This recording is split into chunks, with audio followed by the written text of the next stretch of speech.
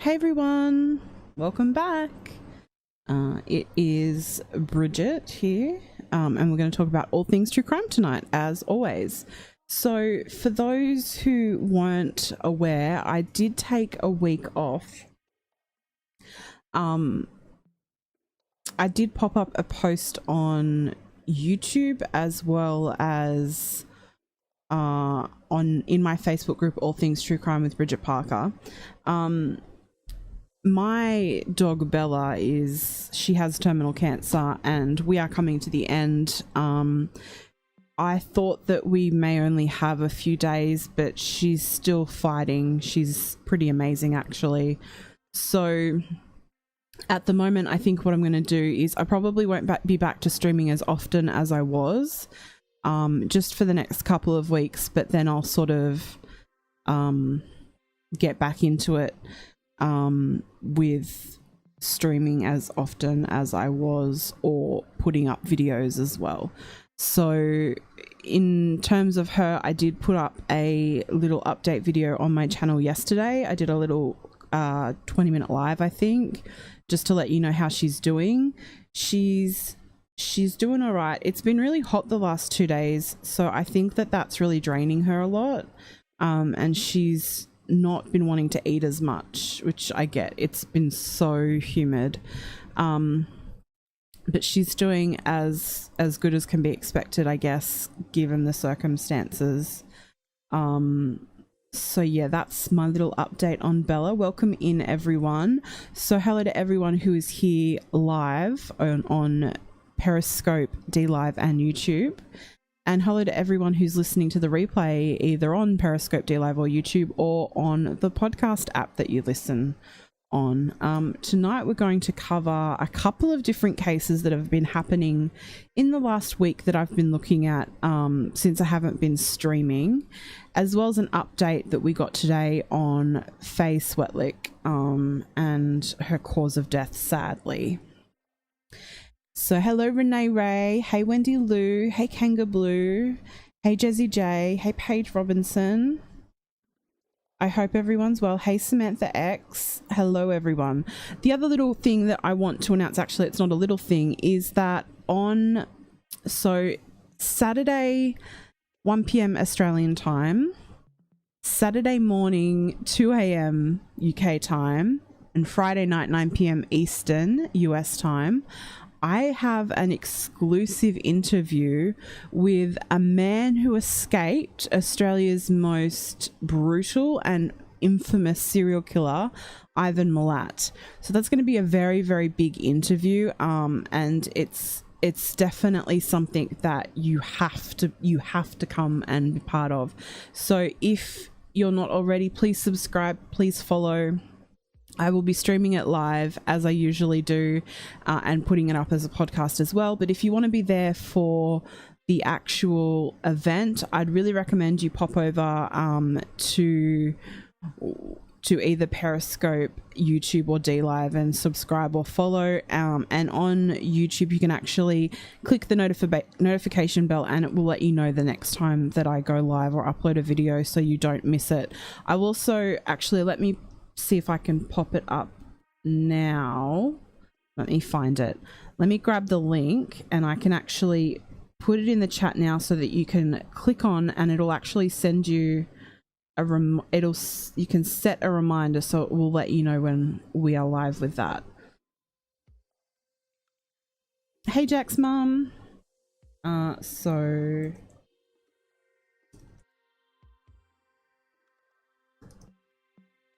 I'm just popping this into the YouTube chat so that everyone can go and click set a reminder. I also have a video for those who don't know anything about my Ivan Milat and want to catch up.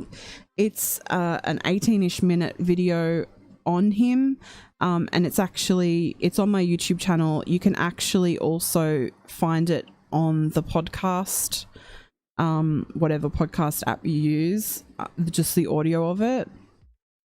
So if you don't know who Ivan Milat is, I would recommend going and having a watch. He was so brutal. He was horrific. He would sever the spinal columns or the spinal cords of his victims to incapacitate them and inflict more torture and terror on them. Just absolutely an absolutely evil man who recently passed away, and we're going to hear from one of his potential victims how he feels about Ivan Milat's passing as well. So that's going to be an exclusive because no one has interviewed him, I don't believe, on his thoughts now that Ivan has passed. So that's very, it's going to be very, very interesting to chat with him in a few days' time.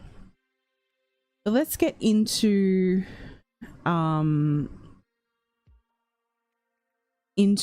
stuff that we want to go over today. I want to go over a couple of cases, the ones that I've put in the title. So I want to talk about Faye Swetlik, the update, the Anitra Gunn case, the Juliette Parker case, no relation to me, thank you very much, and the Sabrina Lowry case. They're all very different cases that are just obviously very, very sad.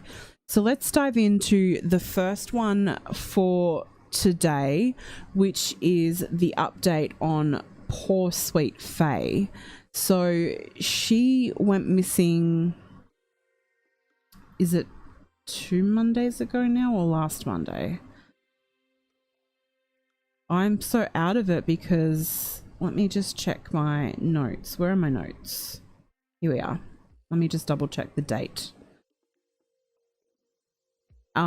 She went missing February 10th. Okay, so 2 Mondays ago. She got off the school bus. She went home. She was playing outside when, unfortunately, her mum discovered that she was missing. I uploaded the 911 call that her mum, Selena, made, which is just so sad. And you can hear the panic in her voice. So unfortunately, her body was found very close to where she lives, and it turns out that one of her neighbors, Cody Taylor, had actually abducted her and killed her several hours after abducting her. I guess the one positive from that is that it's nice to know that I was worried she'd spent days with him or something like that. Is Streamlabs not working? Okay, let me just turn it off and on again, and let's see if it will work now. Let me try. Let's see if this works. So for me, I think when it comes to Faye, I was worried that she'd spent days with someone and something like that, but it seems that she hasn't, which I guess is one positive in a sense. I don't know. But so there was a press conference today about her cause of death, and her cause of death was asphyxiation hours after she was abducted. So we know that now. We know that the alleged murderer Cody Taylor was found in his residence about 150 feet from Faye's house. And it is believed that the actual cause of death for him is incised wound on neck, which is that he stabbed or slit his own throat, which is wild. They also announced that they believe that he was the sole perpetrator of the crime. They also announced the evidence that they found. They'd mentioned prior, hey Emily, they'd mentioned prior that they had found evidence in his trash can that was something seen in the missing posters, and so we were all thinking it was like an item of clothing or something, and they have actually announced that it was one of her polka dot boots that they found in his trash, as well as a soup ladle that had dirt on it. And he had actually attempted to conceal her body in the ground. So they did say that as well. They sort of thought that he was a bit weird when they interviewed him. They actually interviewed him a couple of days after she went missing. Apparently they searched his house as well. So I don't know where she was, but she'd obviously sadly been moved as well. Hey Paige, hey faithful one, how is everyone? Yeah, Jack's mum, that's exactly what I think. I'm really grateful that Faye wasn't kept for days or over a week and harmed repeatedly. It's one positive thing out of this, if you can use the word positive. So I have actually they also said that her death didn't occur at the location her body was found, so we obviously know that he choked her. It's just so sad. He choked her, and then he obviously moved her body maybe the night before or something, and attempted to dig a grave, and then he killed himself. Someone had seen him on his porch with blood or something like that near him.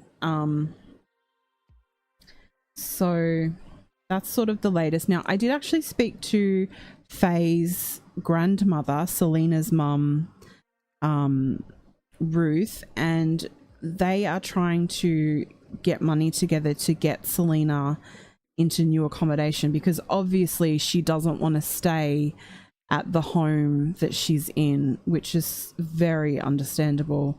You know, when we looked at in our stream, when we looked at where Faye and Selena's house was, when you turn around you can see his house, the perpetrator's house. There's no way in heck anyone would really want to stay there. Well, at least I don't know many people who would want to. So I do hope that they can actually get that together soon, and it seems like they're getting some great help from their community as well. So that's the latest that we have on Faye. I don't know whether we will know much else on this case. There's obviously not going to be a trial of any sort because Coty Taylor completed suicide. So I just hope that we can support Faye's family during this time, and I will continue to be thinking of them as well.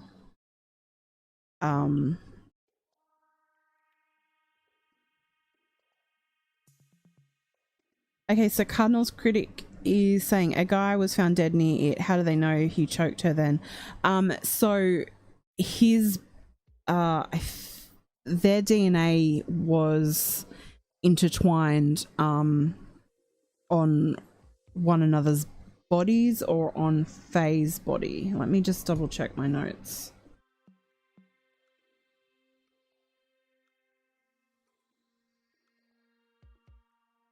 So there was DNA found on the polka dot boot and soup ladle linked Taylor to Faye. So it's definite that he was involved, and that, you know, there was a lot of talk as well that his roommate was involved, but the police have come out and said that that's absolutely not true. So let's just leave that poor man alone, because he wasn't in the area when this happened, and that's, you know, he's another victim in all of this, because that must be so hard to wrap your head around as well. So, congratulations, Paige, on your daughter having a baby in 2 weeks. But yeah, I understand the feeling of it being a bit scary. So that is the latest on poor Faye. And I'll continue to cover it if anything else comes up on that case as well. So Kanga Blue says, do we know what evidence led law enforcement to him? So they decided to follow all of the sanitation, the garbage collection routes to make sure that no evidence in the area was being disposed of. And in doing that, they found one of Faye's polka dot boots, as well as a soup ladle that had fresh dirt on it.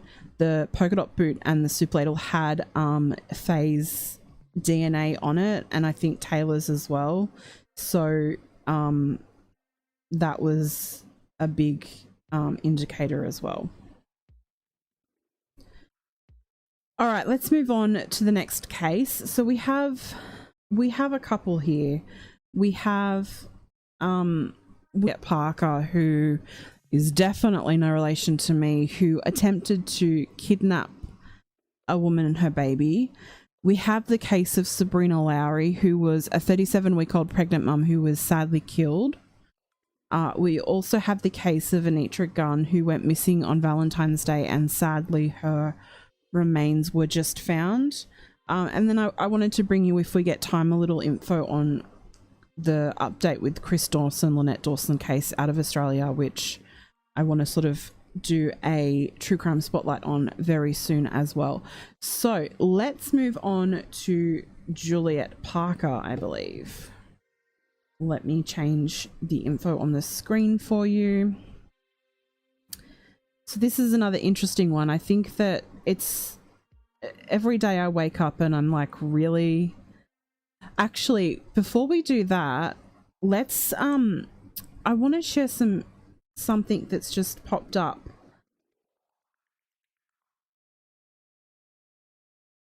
With the Mike Latunsky Kevin Bacon case.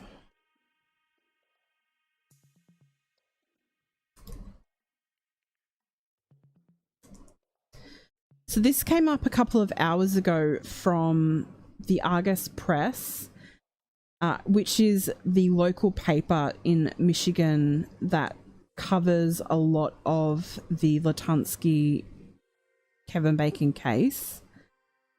Let me move the picture. So Argus Press says, we have received numerous unconfirmed reports that Mark Latunsky, the Morris man accused of killing Kevin Bacon in December and partially consuming his body, has been transported from the Shiawassee County Jail to Memorial Healthcare. Scanner traffic indicated an inmate was taken from the jail to the hospital in an unresponsive state.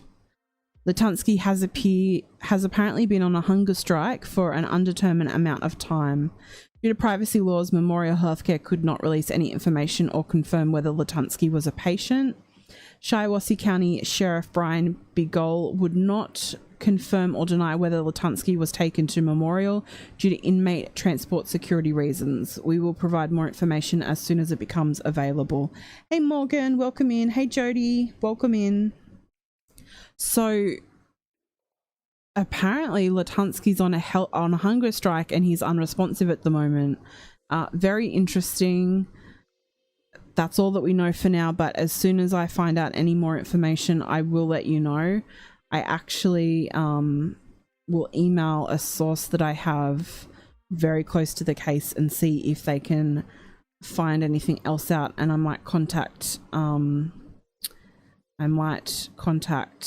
Kevin's family and see if they know any more information that we can find out. But I really, really, really hope that he becomes responsive, because he deserves to go to trial.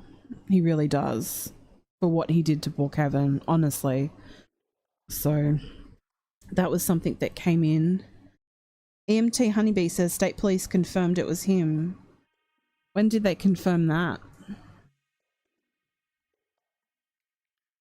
Let me check my Facebook and see if I've got any new.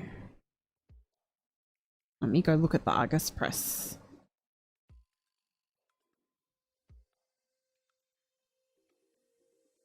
Oh, yes, they have. An hour ago. I must have missed it. Okay, so let me show you this. Thank you so much, EMT Honeybee. Let me pull this up.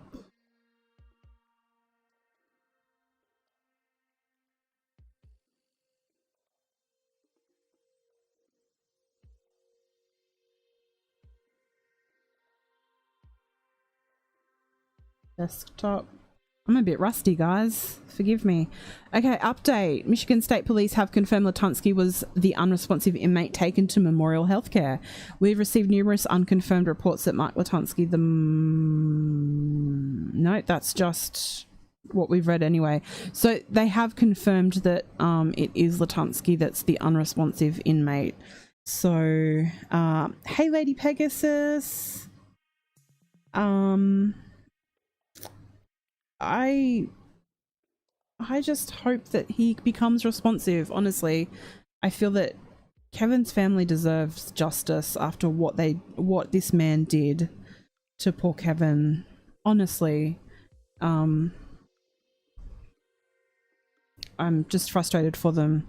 So I might reach out to Kevin's family and see how they are, because this must be very frustrating for them, and I hope they're doing okay. But I will let you know, and if I find out any more, or email me or let me know in chat if we're live and something else comes up about this. So great. Okay, so let's go back to what we were going to look at, which is the Juliette Parker case. So let me pull up a picture for those that are watching live.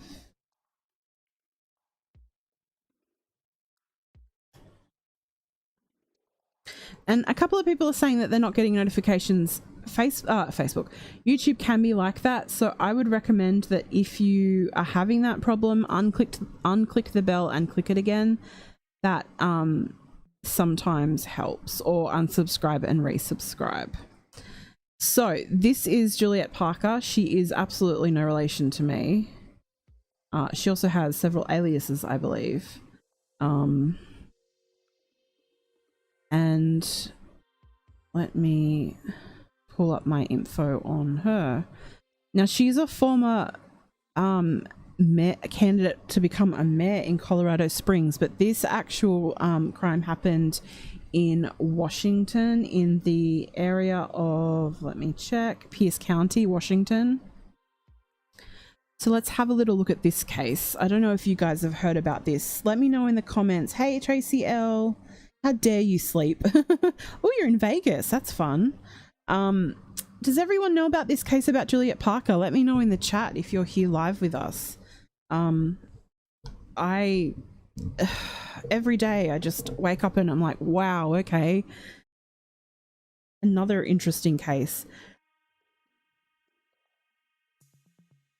Like, the other thing I would also recommend, if you're not getting notifications, is there is an algorithm on YouTube that's kind of annoying, and a lot of people, because I haven't been live for a week, that sort of will mean that a lot of people won't get their notifications. So if you go through and if there's channels that you really enjoy and you want to make sure you're getting notifications, click on that bell, but go and like a couple of the videos, go and watch a couple of the videos and chat and comment on the videos, and then that way it actually tells YouTube that you're interested in that channel, and they actually then push that content out to you. That's a really great way of making sure the algorithm works for you. Hey Habib, how are you? It must be really late. It's like 2:30 a.m. there. I actually have someone from England coming onto the show on Saturday at 2 a.m. your time in the UK to talk about Ivan Milat. So that's going to be very interesting. So and a big thank you to Jazzy J for being my sole mod on Periscope. I really appreciate you. So yes, Jack's mum, this is the crazy baby photographer. So she her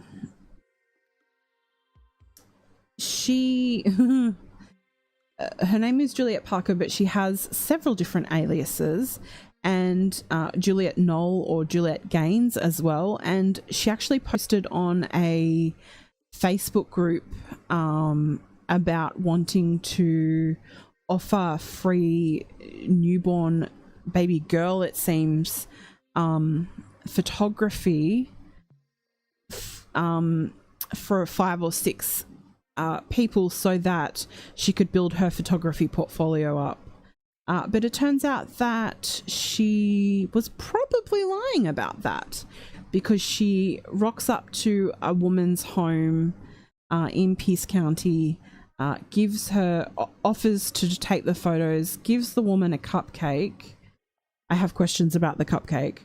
Gives the woman a cupcake. This poor woman, who hasn't been identified, said that she felt really drowsy after having the cupcake, and she actually told the woman to get out of her house. The woman, Juliette Parker, was also with her 16-year-old daughter. I have questions about that as well. Woman knew she had the cupcake, she felt drowsy, and I guess she had that inner gut feeling, those red flags, and she told the woman and the 16-year-old to get out of her home and called EMS, and then reported it to the police, and thankfully the police actually believed her. And I think it's great that she actually went to the hospital as well, because they would have been able to do a blood test on her and figure out what she was given. I have questions about this cupcake. I want to know whether it was homemade or whether it was store-bought and something was injected into it. I'm kind of fascinated by that. So the purpose of giving this victim, the cupcake, was so that the woman would be drugged and go to sleep, and then Juliette Parker would allegedly steal the baby. Apparently she'd taken selfies with the baby as well, which is really weird to me. Really weird. Yeah, that's a good point, Jazzy J. Hopefully she wasn't breastfeeding. Yes, Emily. Thankfully she was aware enough to get them out of there. Honestly, this could have been really, really bad. This could have been really bad, especially because... And the 16-year-old, this worries me as well. So this was the woman's, Juliette Parker's daughter. I want to know if she knew what was going to happen, whether she's been brainwashed, whether she was innocently just going to help her mum take photos as well. That really concerns me. Apparently as well, they stole the victim's house keys. So that's interesting as well. She was going to come back. Thankfully, the police actually were kind enough. They popped some photos up on... Let me put one of these photos up. They actually popped some photos up on their Facebook of the police officers actually all pitched in to buy new locks, and actually went and installed new locks on this woman's home. Oh, nope. Cancel. Delete. I'm so rusty, guys. I apologize. But I thought that was really, really nice. That sort of... That would have just made such a difference for her, for her peace of mind, although she probably will move, I would say. I can't imagine living in a home like that. So a couple of things have come out with that as well. Grayson Riley says, have they apprehended Parker? It's just really weird because that's my last name. I was like, huh? Yes, they have. I'm about to explain about that though, because you guys are about to be really annoyed. Okay, so two things. The first was that I've forgotten what I was going to say. The second is that Juliette Parker is out on bail. So that's just happened in the last little bit. Let me find my article on it. It's really, really annoyed a lot of people. So this happened, what's the date today? This happened today. She was let out on bail ahead of her arraignment Tuesday afternoon, and authorities are concerned she may already be on the run, because that's apparently what she does. Apparently they always move. Her and her daughter are very flighty, always move. She's been in trouble before. I'm concerned she's going to flee. Apparently reporters went to her house today and nobody answered the door. I mean, they could be in the home, but I don't know. She was released actually over the weekend and it's only just come out on a $5,000 bail. Originally it was set to $50,000, but it bonded down to 10%. So Pierce County Sheriff's Department spokesman Ed Troyart said, "We won't be surprised if she doesn't show up. At this point, we don't know where our suspect is." So that is a bit of a concern.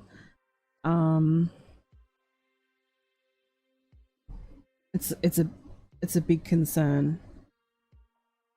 I don't really know much about the daughter. Obviously, because she's underage, there's a lot of laws in place, I do believe, to protect her privacy, which I understand.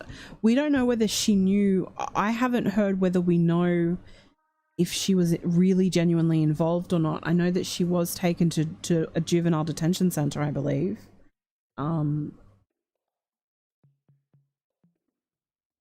Now let me just do a recheck and see if we know anything else, because she was meant to turn up at 1:30 today at court and we don't know whether she did. So let's have a little Google search whilst we're live. No, it's not in the community's best interests. Another woman actually came out and did an interview. I'll share it in the All Things True Crime Facebook group. And she said that she actually had contact with Juliette Parker, and the reason that Juliette turned it down is because that Juliette had a baby boy, not a baby girl. So Juliette obviously wanted a baby girl to steal, allegedly. Okay, so let's have a look and see if anything else has come out since I've been live.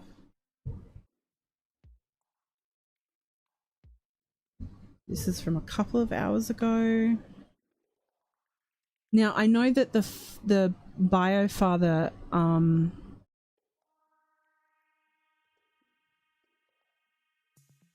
okay, I have some more information now. Apparently the bio father really was in a contentious court battle with Juliette Parker over his daughter. I'm a little apprehensive about all of that. I haven't done a lot of a lot of respectful stalking in that, but for me, he said that he hadn't seen his daughter since she was 4. And so I have questions. I just have questions on that. But I can tell you now what she's been charged with. I was concerned she wouldn't be charged with anything that would stick. But she has been charged with second-degree assault and attempted second-degree kidnapping. Okay. She posted the bond over the weekend, but a new bail of $150,000 was set today, because prosecutors described her as a flight risk. So it looks like her freedom was very short-lived. So she was rearrested, ordered to not have any contact with the victim.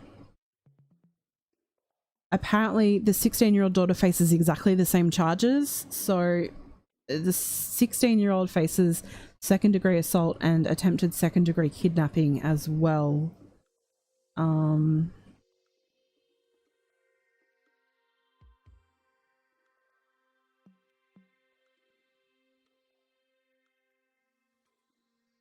Parker, and so the charging papers in this account, this is from the newstribune.com. I'll pop the source in the description in a moment, but the charging papers give the account: Parker and her daughter arrived at the victim's house that evening with multiple cupcakes. They told the new mother they were trying different recipes and trying to sell the baked goods. The victim said she was pressured into eating 2 cupcakes. So we know now, we can confirm, my question has been answered. The cupcakes were homemade. I was wondering. After taking a bite from the second cupcake, the victim said her lips and face went numb, and then her arms and legs. Wanting to lay down, she asked Parker and her daughter to leave her home. Oh my gosh. Mother and daughter left moments later, but only after wiping down the drinking glasses they'd used and covertly stealing the victim's house keys, records say.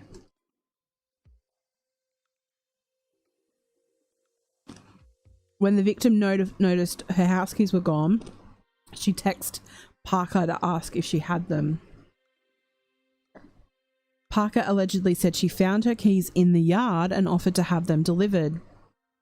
The victim was unstable on her feet, vomiting and drifting in and out of consciousness, so she called 911. After having blood work done at an area hospital, doctors said the victim appeared to have been drugged, possibly with GHB, more commonly known as the date rape drug. Hey Renee, welcome in everyone. The victim reported the incident.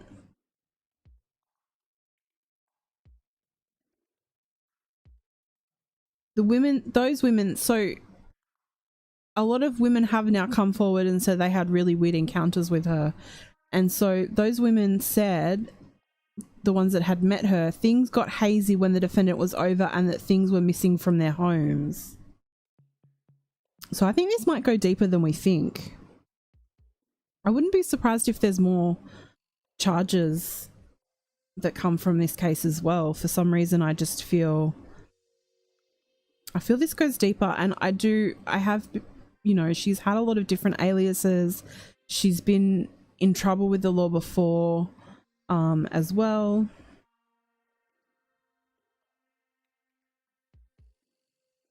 Apparently the detectives, oh my gosh, found text messages between Parker and an ex-boyfriend that she was dating back in November 2019, when Parker allegedly asked if he could get her GHB. Parker talked about how they should get a kid from a homeless person and raise the child together in a nice house. Oh my goodness. Let me read that again. Parker talked about how they should get a kid from a homeless person and raise the child together in a nice house. The ex-boyfriend joked about kidnapping a baby. Parker said she'd marry him immediately if he could find her a baby girl in the next 5 weeks. Parker's teenage daughter also sent her mother's ex-boyfriend a message suggesting kidnapping because her mother wants a baby girl more than anything, one thing she can call her own, records say.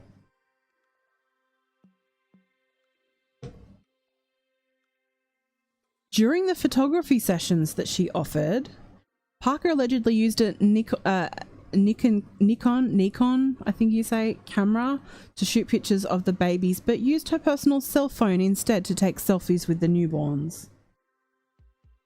And it was not uncommon for her to make repeat trips to the same homes. She'd actually, with this victim, this was like the third trip. And I mean, I guess I can understand, because you're getting, a woman is offering to photograph your baby for free. You wouldn't object to having more photos taken, I don't think. She is believed to have been the only drugged victim because that was likely the baby she'd chosen to kidnap. So she'd gone baby shopping with these photography sessions. That's so sick. And I know that this 16-year-old is apparently being charged with the same things, but I can't help but think that this 16-year-old was completely brainwashed and manipulated and was very, very, very mentally unstable because of her mother. And so if that 16-year-old can get some help, I think that that's more important than being behind bars. I think that if that child could be sentenced to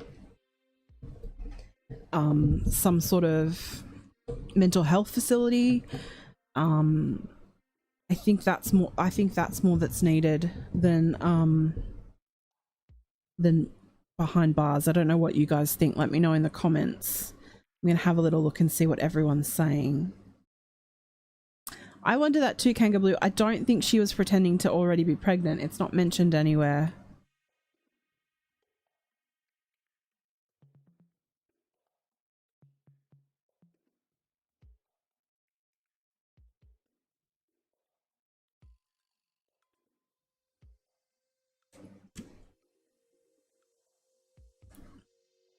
Let me see if there's anything else.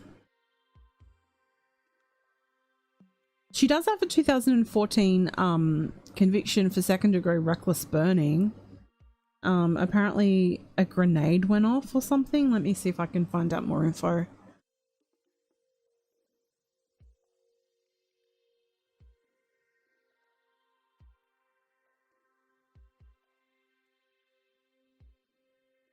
They were given suspended sentences. They'd been originally charged with possession of an explosive device, third-degree assault, and reckless endangerment.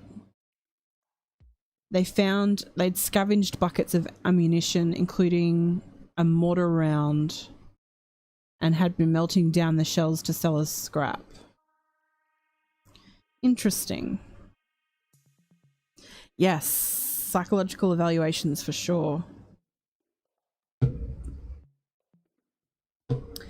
So yeah, I will let you know when we know more. I'm actually really glad that we have that little update that she's back in jail, because I don't think that she's safe to be let out. I really don't. Let me show you some photos from today of her in handcuffs.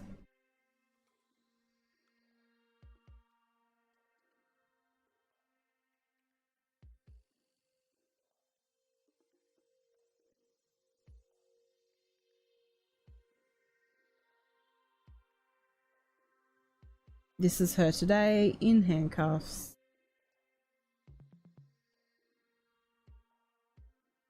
For those that are watching the live. Kanga says, I wonder if she intended to kill her victim after knocking her out and taking the baby. I don't know. Or whether she was just drugging her to get the baby. Guess we'll find out more information as it comes to light. But I'm really glad that she's actually behind bars right now.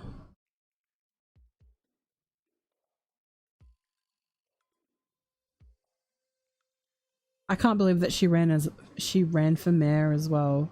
She was, the kind of ironic thing is that her two main campaign points were homelessness and affordable housing, but yet she texts her ex-boyfriend, her probable boyfriend at the time, and says, hey, let's steal a baby from a homeless person and give it a nice home.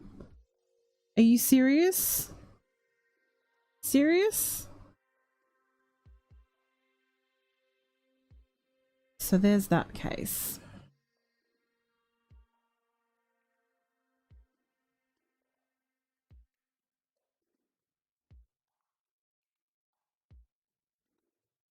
Yeah, she does look stunned, doesn't she?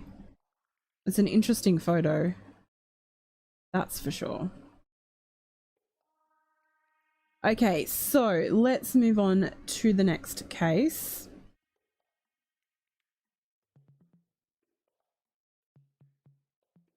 Which is, I think we'll do Sabrina Lowry. She's the 37-week-old pregnant woman who was sadly killed. It's really sad because she just had her baby shower, and I'd had a little look on her Facebook of her photos of her baby shower.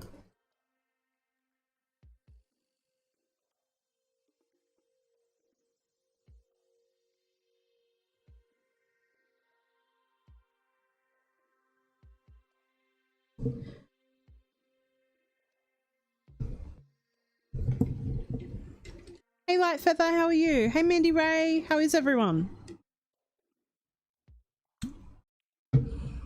I'm getting back into things, guys.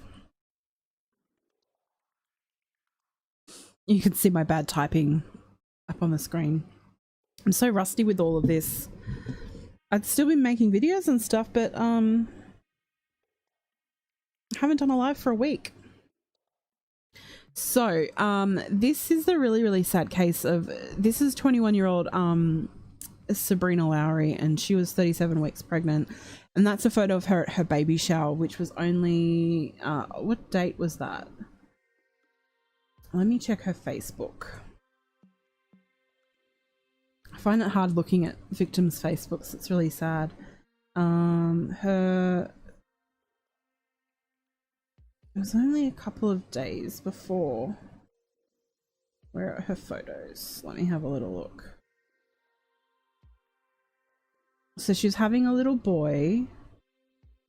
And so I think they happened I think the baby shower happened on the 10th of February, and on the 13th, so 3 days later, last Thursday, she was killed. And this happened in South Carolina. So her and her unborn son sadly passed. She had been shot in the stomach twice, I believe. Now, with this case, they say that they rushed to the home. I haven't actually worked out why, whether she called 911 or not. So I'm going to have to do some more digging in with that. But she was taken to the hospital and rushed into surgery, but unfortunately her and the unborn baby did pass during surgery. And now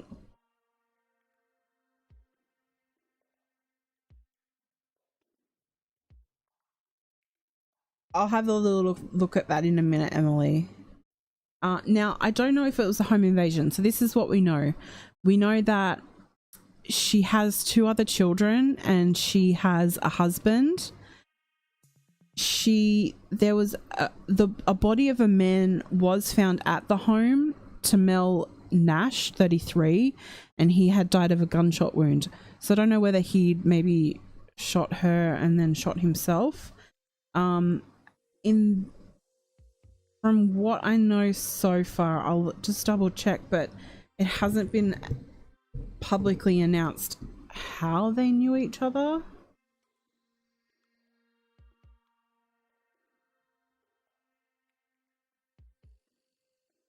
And the name of the baby is Sean, Shawn, Sean Alex James Lowry. It's just so incredibly sad. Apparently it's still not, I've had a look and I can't really find out how this man and this woman knew each other.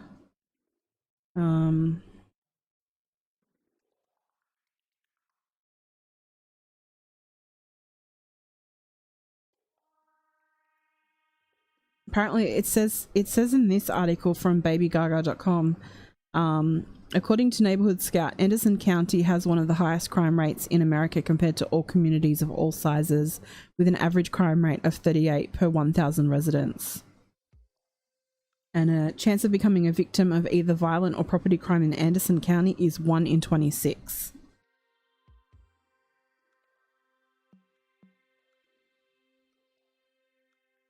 Could be an ex, could be a stalker, yeah.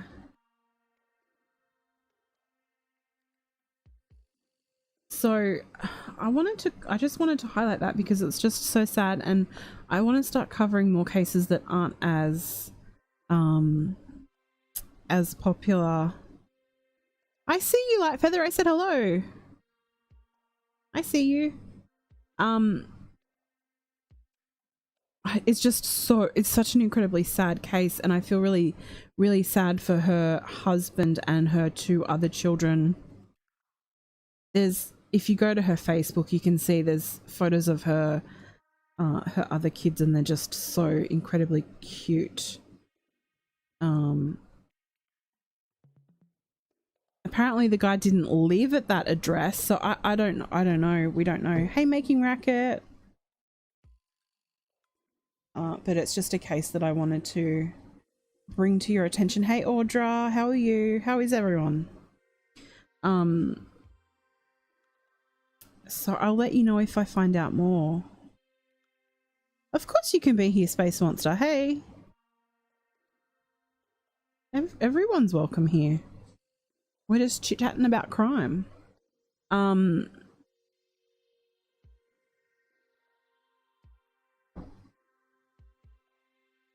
So there's been a lot of cases with women and children and being pregnant, and it sucks. It really sucks. The final case that I want to look at is the case of Anitra Gunn.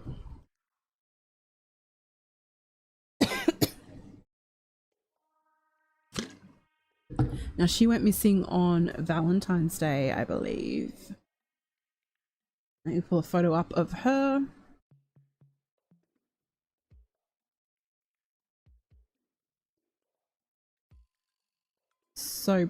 So pretty.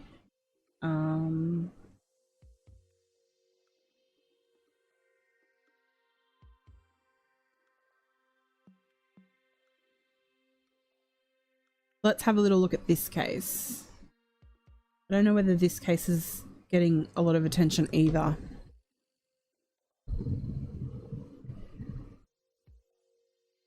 Emily, is that the case that you sent me, the one that Space Monster's talking about?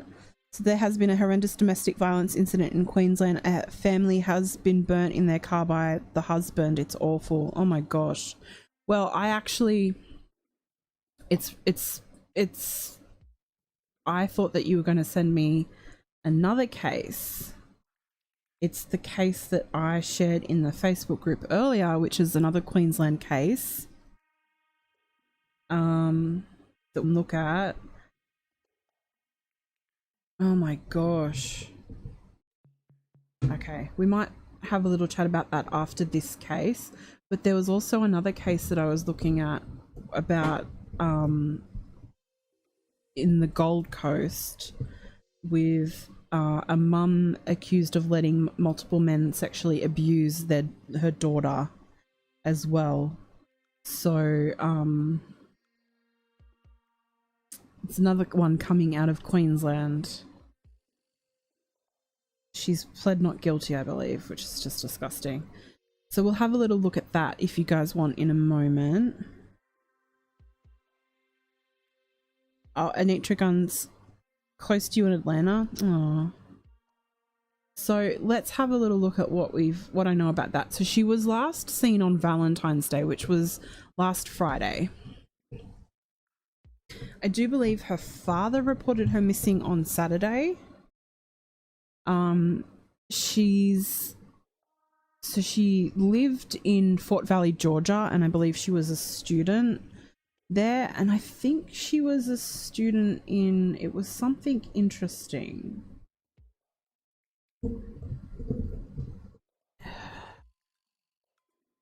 Agriculture, that's what it was. I'm trying to think. She was an agriculture student, which I think is really cool. So the sort of timeline goes like this. She was last seen on Valentine's Day. I think it was the morning of Valentine's Day by her boyfriend's aunt. Oh yes, there was another Australian case happened yesterday. There was a 3-year-old boy found dead in a daycare's minivan yesterday. That was ugh. I guess it's happening everywhere.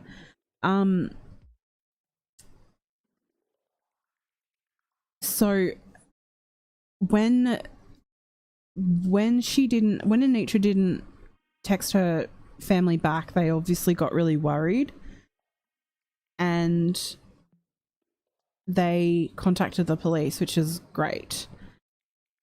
I think that if you have that gut feeling, ex-boyfriend, okay. So she was last seen on the morning of Valentine's Day by her ex-boyfriend's aunt. She didn't contact or reply back to her family, so they were very concerned and reported her missing on the Saturday.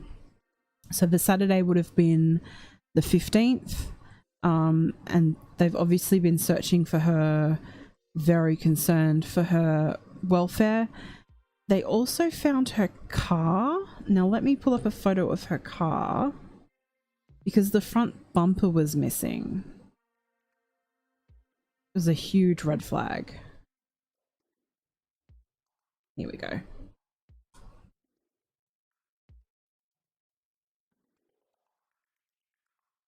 So that's what her car looked like. That should come up on the screen.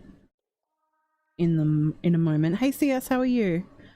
So her car was found inside of city limits, but there was obviously no sign of her. The car was in a neighbor's yard, found on the Saturday near her apartment, but there were no signs of her. So there was obviously a search for her and everything like that. And unfortunately, she was found, I believe, today. Is it technically today that she was found? On the 18th, which is today for you guys. Yeah. So her body was located. It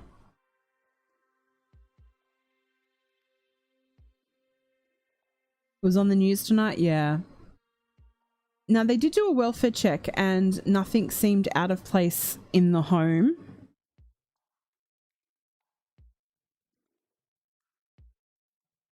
Sure, Jack's mom, that would be great. There was a welfare check done at the home. Nothing looked out of place. Nothing looked like it had been... There wasn't any signs of a struggle or anything like that. Oh, and her wallet was inside the car as well, apparently. That's another red flag. Where's my other article?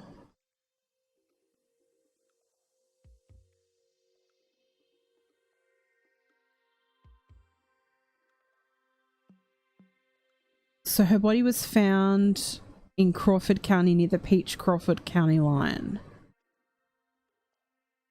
And they were doing a ground search because they couldn't do an aerial search. And they found her body partially covered near Greer Road as if someone tried to hide it, and a piece of a car, which I would assume would be the piece of the car that was missing, the front bumper. Now, they have actually said that Gunn's ex-boyfriend is a person of interest in this case. They have interviewed him 3 times. He hasn't been arrested. So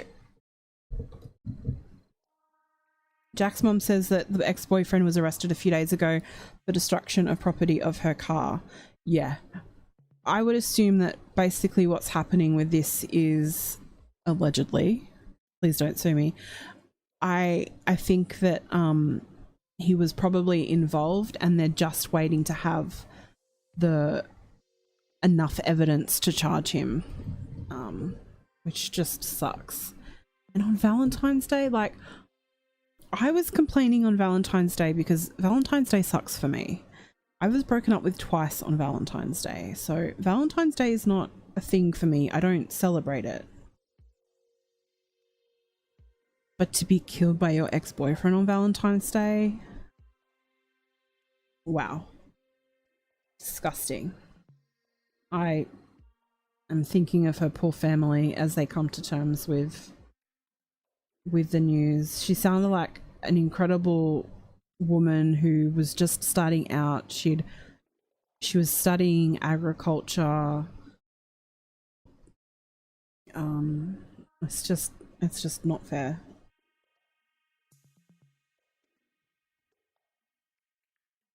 Vlogs by Kit says, no, the boyfriend was arrested today for something he did on February 5th.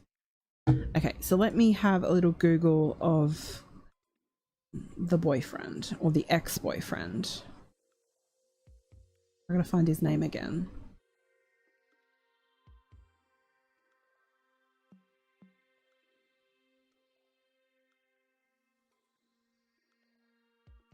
I can't find it.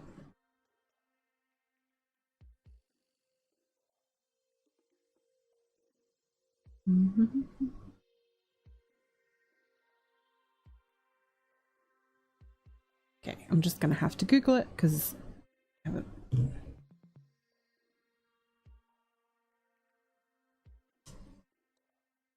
Carrie Ann says that he was arrested. He hasn't been arrested for murder.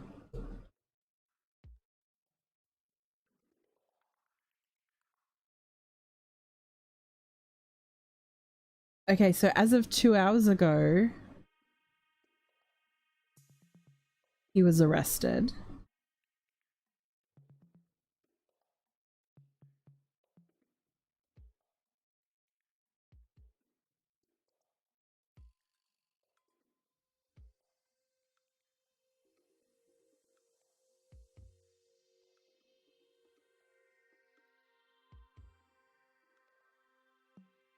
These offences, okay, hang on.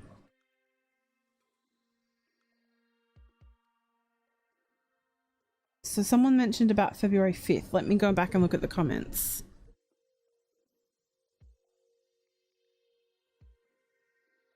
Yeah, the boyfriend was arrested today for something he did on February 5th. Yeah, it says these offences occurred on February 5th inside the city limits of Fort Valley, and Anitra Gunn was the victim. Police said in a news release announcing Little's arrest.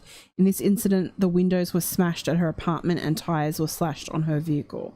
Okay, so he's been arrested for that, but not for her murder. So what it probably looks like is they're holding him as long as they can, until they can get enough evidence to charge him with her murder. I don't usually say stuff like that without it being announced, but I mean, that's pretty much what it looks like for me. I don't know. What do you guys think? Do you think that that's what it seems to me?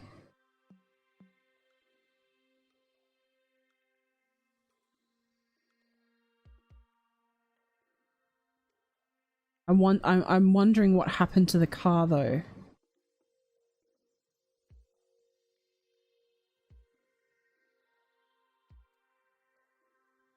She was last seen at her boyfriend's house at 3 a.m. Friday after the couple visited a Waffle House in nearby Byron about an hour earlier. Dee said her vehicle's bumper was not damaged when they stopped for late night grub. So guess what? I'm not sure what's happened between then. Samantha Jane, I'm about to chat about that case. I hadn't heard anything about it, but we do have some Aussies in here. Obviously, I'm Australian, so I do want to take a look at that case. Emily sent me an attachment. So we will talk about the latest with the Queensland case in a moment. Oh my God, there's photos of the family. I don't know if I don't know how I'm gonna do.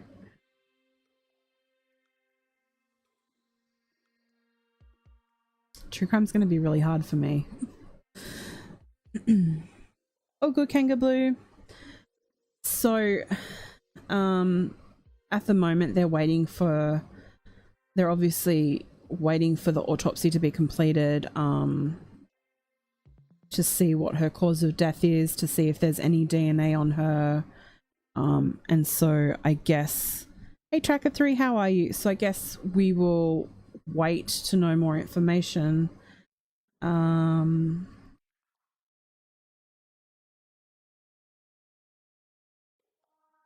About this, but I mean, I'm happy for the family that they have her home, but really, really sad for the outcome. That's just awful. She's 23 years old and so much potential. Looked like such a beautiful person. So I'm sure that we'll have more information soon. I think we'll all be shocked if, I hope they have enough evidence to charge him, if that's the way that they're going. Does anyone else in the chat know any more about this case? I think that might be the latest.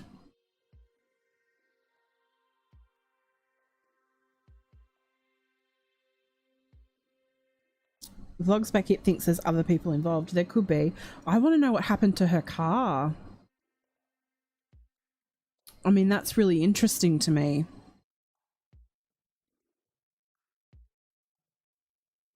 Really interesting. Did maybe they get into an accident? This is me speculating.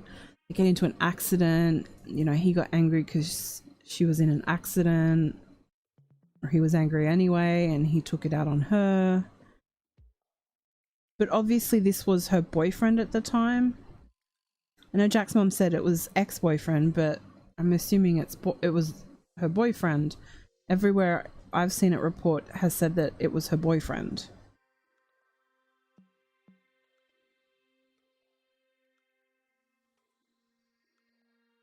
I think Light Feather might be a little behind. I think she might be watching on catch up.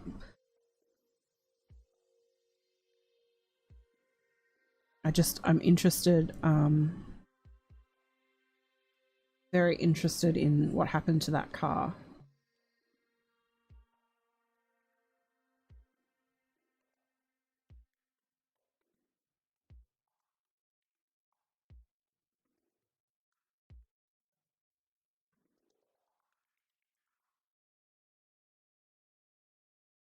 Alrighty, I think we might move on to the last one of the day, since you guys were interested in this one.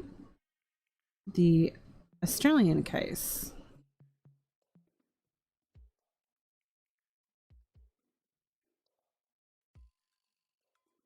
Oh, he was a former NRL player. Okay, let's have a little look at this case. This might be a bit hard, but we'll get through it.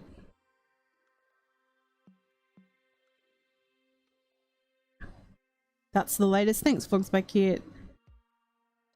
Jack's mom says this morning the local news called him an ex-boyfriend. Okay. Okay, so this case, this one's brutal, guys. This is an Australian case, unfortunately, in the state of Queensland.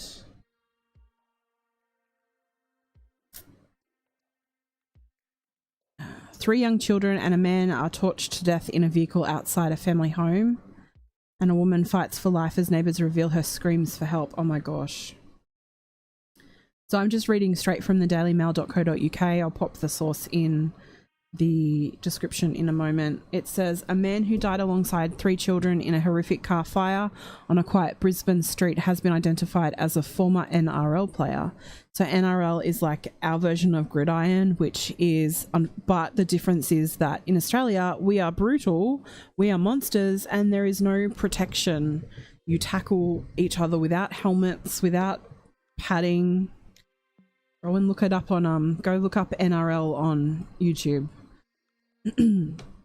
Rowan Baxter, so that's the guy's name, and three children under 10 were found dead in a white SUV in Camp Hill in Brisbane southeast about 8:20 a.m. Tuesday, so yesterday for us.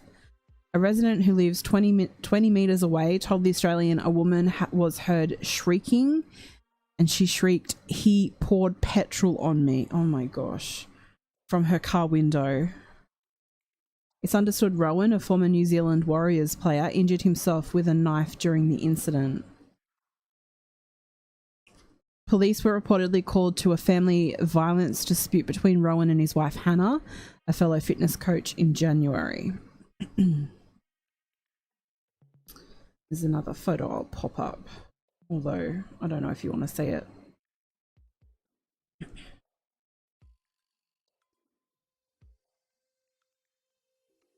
It's just such a brutal, horrific... I just don't understand.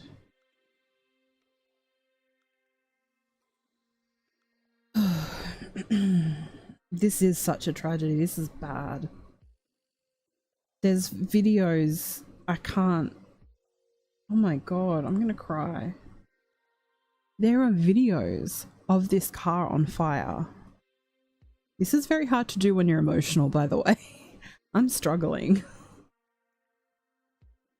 The children were all under 10, police confirmed. Desperate neighbours said they hosed down a woman dressed in activewear who suffered horrific burns. Oh my god. A good Samaritan who tried to hose the woman down was transported to hospital with facial burns. Oh.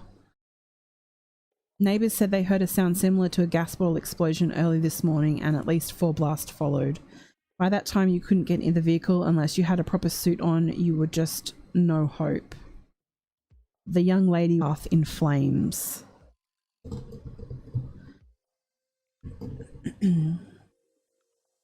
Thank you, Kanga Blue. So this actually happened this morning. They've used, because it's a UK paper, they've used the wrong date. This actually happened this morning at 8:20. So it's 2:12 p.m. here at the moment. So this only happened hours ago. So that woman will be in hospital right now in either in severe pain or maybe in a medically induced coma because of how bad her injuries are. Can you imagine though? Can you imagine watching that? Hey, McCarthy's Fire, how are you? Oh my gosh. You, and knowing that 3 children are in the car but you can't stop it. How did this happen? So we're about to read. So Wendy Antonio, who lives several houses up, told Daily Mail Australia, "I thought something had landed on my roof. It was like bang, I could feel the vibration. It came around the side window. Well, I nearly bloody died." You can tell this is Australian. The fire brigade was everywhere, ambulance was everywhere. All I could see was the smoke. I didn't know whether it was a house on fire or what. Apparently the car exploded. First of all, I couldn't see the flames, then I could see all these flames high in the air. He described the scene, another neighbour described the scene of a woman being hosed down by a neighbour as pretty confronting for everyone involved, extremely confronting for the residents. The local fire brigade is less than a kilometre away from the disaster site, and the resident said firefighters were at the blaze almost immediately. Another resident said they heard screams and ran to help. The flames were absolutely insane. We had to stand back because the firefighters were rushing in. So the police are calling this a murder-suicide. So this man, if you can call him that, poured gas is gas to us here in Australia, on his partner, and his 3 children under the age of 10. Poured petrol on them, and I guess on himself, whilst sitting in the car, and lit a match, or started a fire.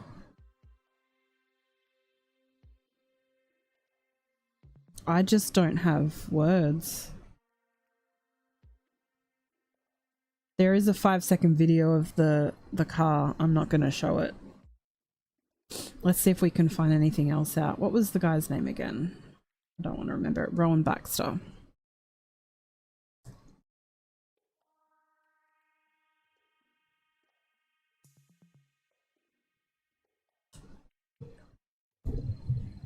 Yeah, he's not a man. No man would do that. So he was a former NRL player, which is interesting. I'm wondering, well, they can't check now to see if he had a traumatic brain injury, but I'm wondering whether he sort of went off the rails there or something. I don't know. Let's see what we can find.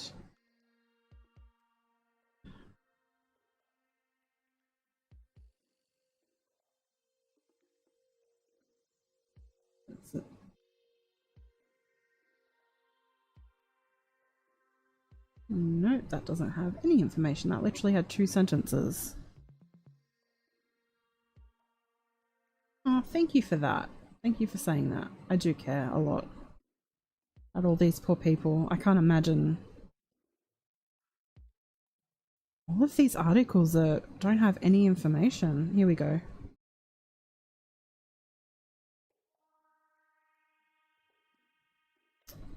That poor woman. I don't have words for her. Name's Hannah. I don't have words for what her life is going to be now if she survives. So I do know the kids' names: Leanna, Aaliyah, and Trey.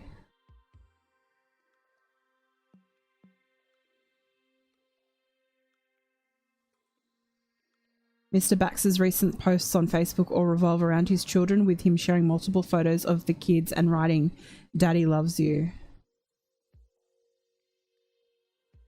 Mr. Thompson, who is Mark Thompson, Detective Inspector Mark Thompson, said how the fire actually occurred has not been ascertained at the moment, so for us to call it a murder-suicide or a tragic accident, it's inappropriate at this stage. I've seen some horrific scenes. This was up there with some of the best of them. It's a terrible thing to be presented with. but just for that poor witness who heard a woman jump from the car and yell, "He's poured petrol on me." Oh my gosh.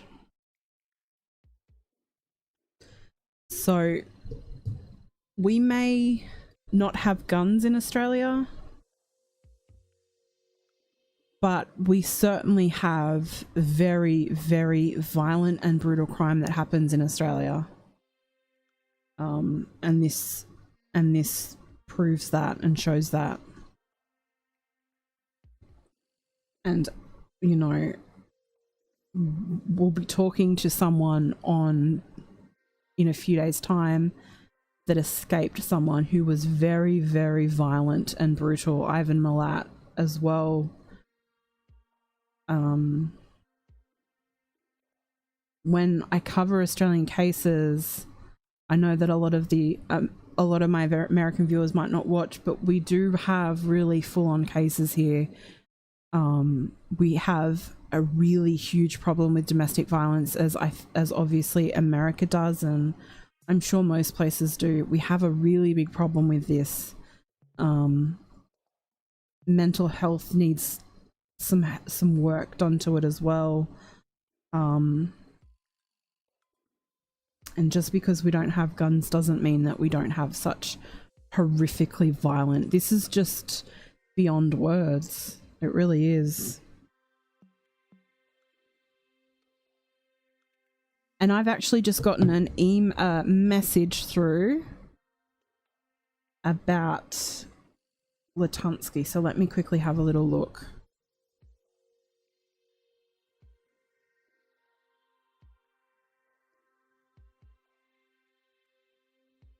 Okay, just to quickly let everyone know that it's been reported that Mark Latunsky was found, they have actually confirmed that he was found unresponsive in his jail cell. So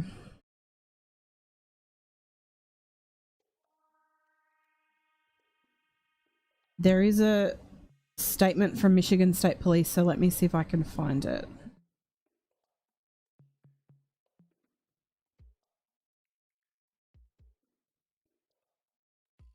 It's all happening, guys. Thank you.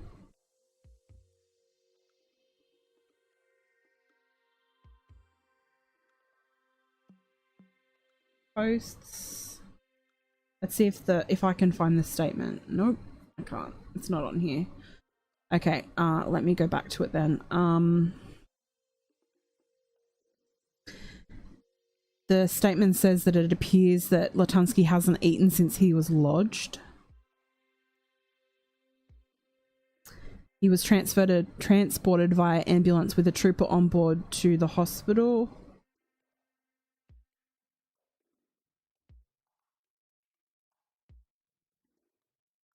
Well, this is confusing because it says here, Shiawassee County Sheriff Brian Begole said Latunsky was taken to the hospital for precautionary reasons and has since been returned to the jail. I'm not really sure about that part.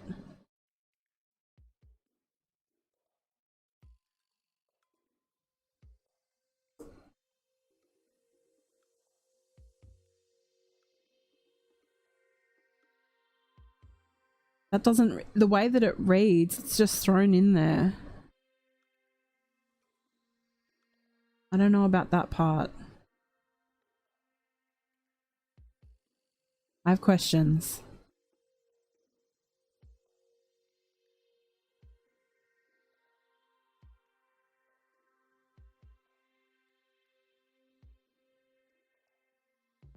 Going off like a frog in a sock. That's such, I think that's an Australian thing, isn't it?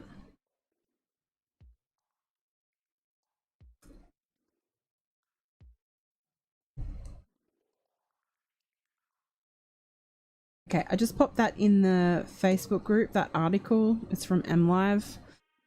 So I guess we can confirm that he was there.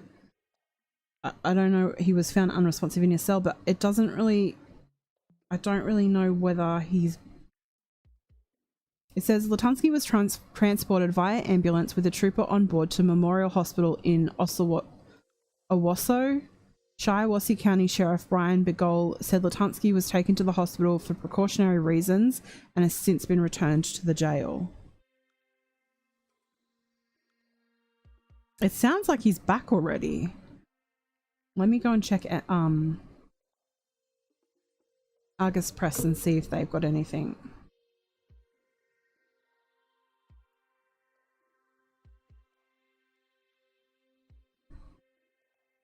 It's all happening.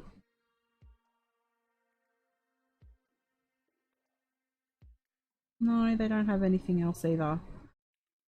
Okay, so I guess that's the latest that we know about Lutunsky. Yeah, Jazzy J, they don't really, I think the information's not clear because it said that since he's been lodged, but I don't know when they really meant. I don't know what's going on.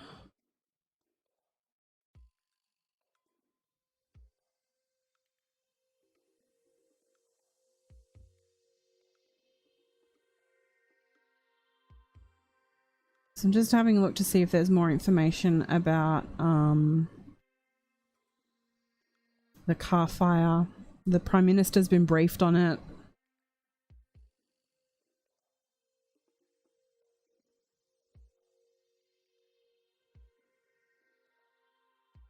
I really feel for obviously the mum. I can't even, there aren't really words, but for the witnesses of this, that is absolutely horrific. That's just beyond words.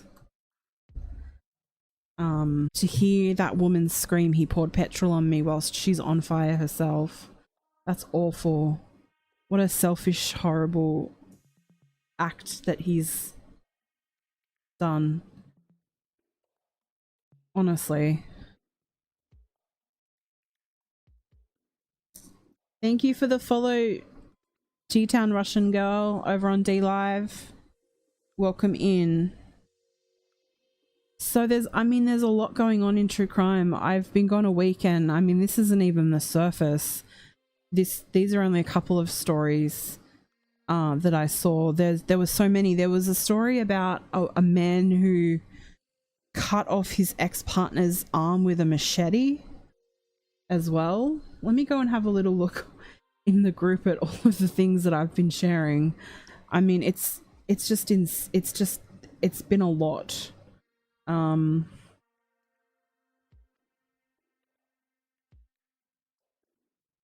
There was a great story I shared in the group today about, let me get these photos off the screen, I think.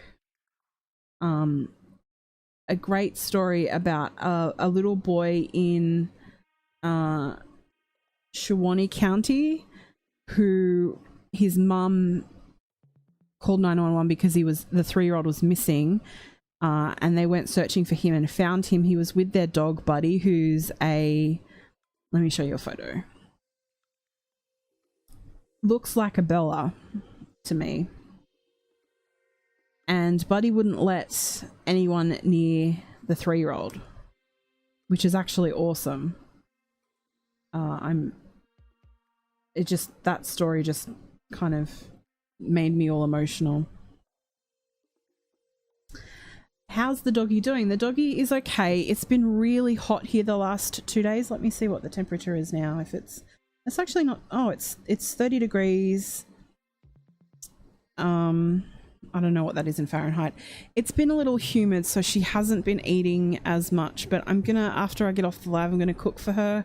She had steak for dinner last night and she loved it. So I'm gonna cook something else for her. But yeah, this dog wouldn't let anyone near the child, which is awesome because the dog was doing his job, and they came and they found the little 3-year-old and he's safe, and that dog is amazing. Hey G Money.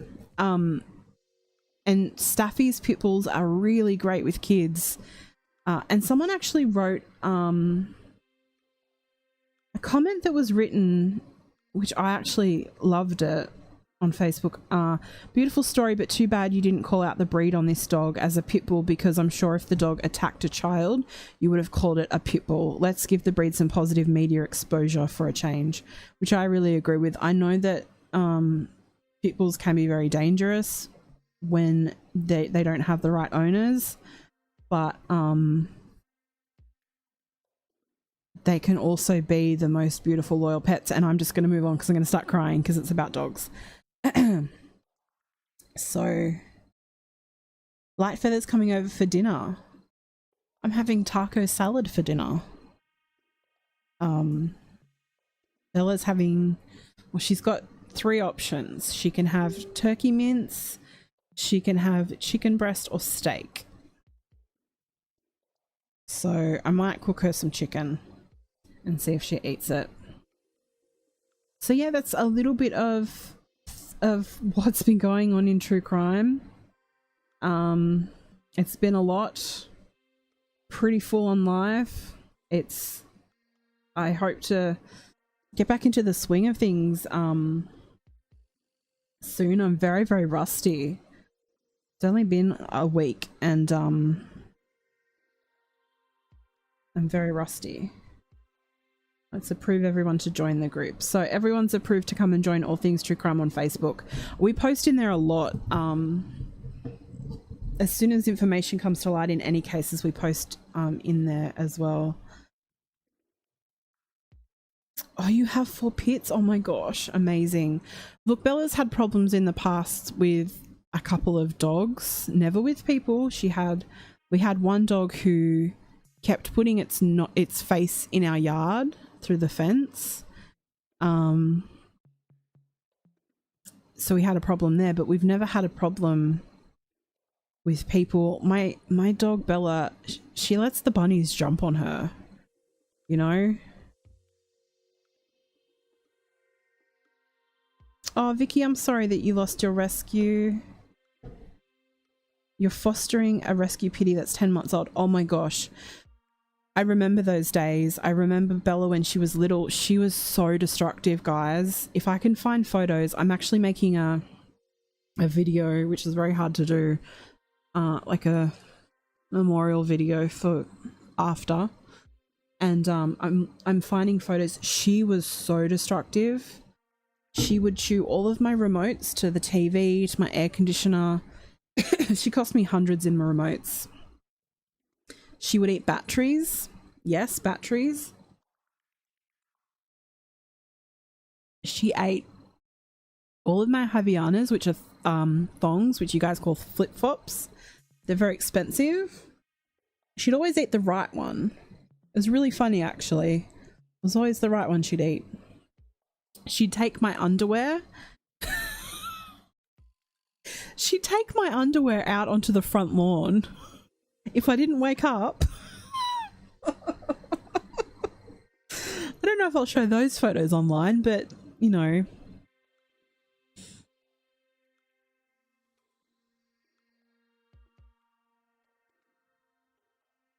Yeah. Honestly, they're amazing. Oh, that's awesome, Light Feather. I've cooked for Bella for over a year now, and I think that a lot more people are cooking for their animals now. I would never, and this is no judgment on anyone else at all who doesn't cook for their animal, because it's a lot. It's a lot of work. But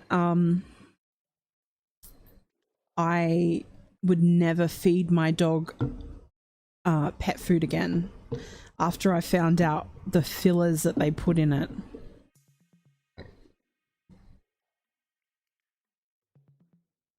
See, I would really like to get a rescue, like in several months when I've healed, but I don't think that's smart to do that with rabbits.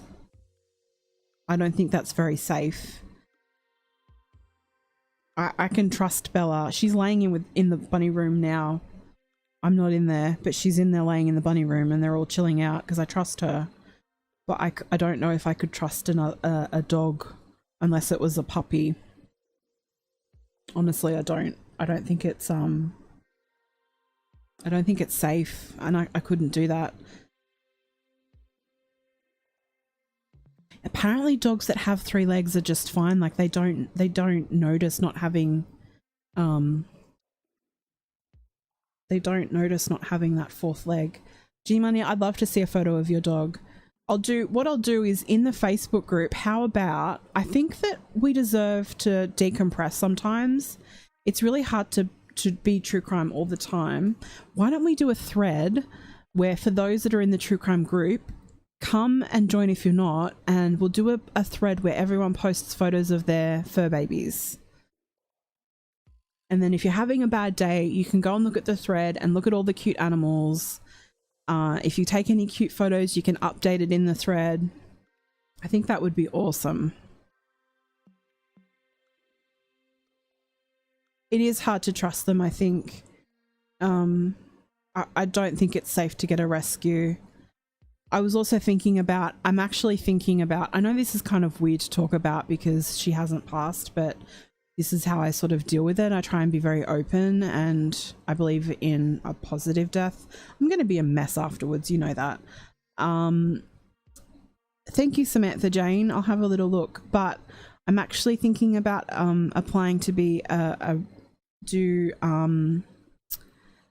fostering for rabbits that are rescued that need to be fostered for a little while. I think that would be really important work because I know that they need people to do that.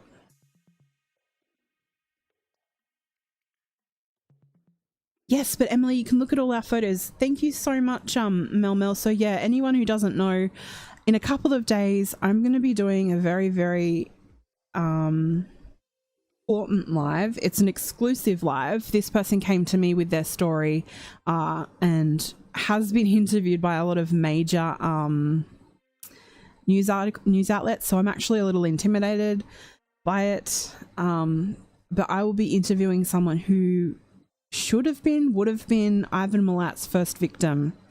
Ivan Milat is a serial killer who was convicted of murdering 7 backpackers in the 1980s. We believe that there are several more that he hasn't been charged with, even in my area. Actually, this man encountered him, and actually, I'll give you all a scoop. You won't believe it. He actually, several months later, encountered another convicted killer. And this is from hitchhiking in the 80s. No.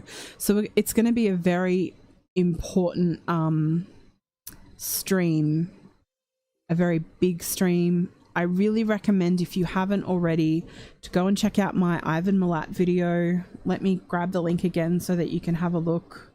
If you search Ivan Milat on YouTube, Ivan Milat Bridget, it will come up, but I'll pop the link in the YouTube chat right now. It should go out to DLive and Periscope as well. If you're watching on a podcast app, then have a look in the show notes. It will be in there. But yeah, I'm really looking forward to bringing you the story. Let me find it.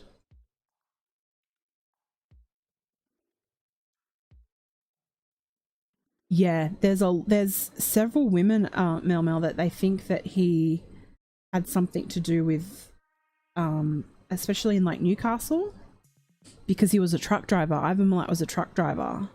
So that worries me. But go and have a little watch of my video. It talks about Ivan and his crimes. He would sever the spinal cords of his victims so they couldn't escape him whilst he wreaked havoc on them. And if you haven't watched Wolf Creek, it's an Australian movie. It's based on Ivan Milat. That's one of the only I don't get scared of horror movies. That one terrifies me because it's sort of based on him. It's based on a couple of others. killers that we've had here in Australia.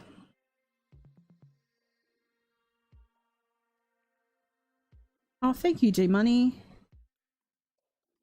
Yes, Kanga Blue, that's what I was thinking. Yeah, we'll be thinking of Hannah. Hannah, I'm not sure if her last name's the same.